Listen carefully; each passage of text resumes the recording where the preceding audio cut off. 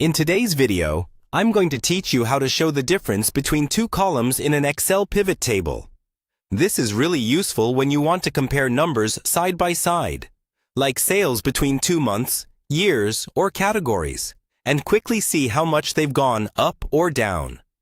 We'll walk through the process slowly, so if you're not a pivot table expert, don't worry, you can follow along easily. First, make sure your data is set up in a normal table format. Each column should have a clear header, and each row should be a record.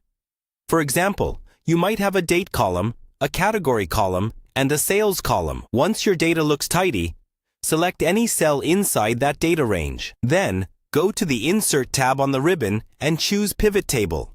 In the dialog box that appears, confirm the data range.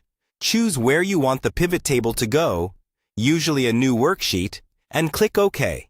You'll see a blank pivot table on the left and the Pivot Table Fields pane on the right. Now decide what you want to compare. For instance, if you're comparing sales by month, drag your field that represents time, such as date or month, into the rows area. Then drag the value you want to summarize, such as sales, into the values area.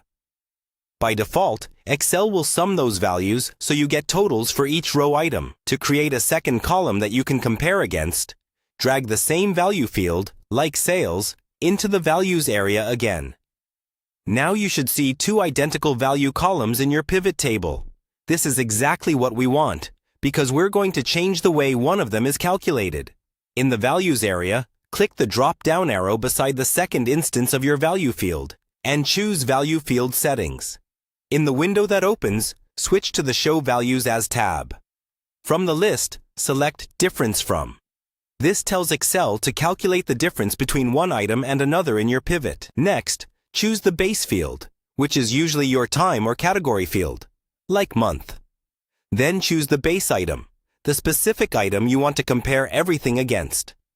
For example, you might choose the previous month, or a particular month or year. Once you've made your selection, click OK.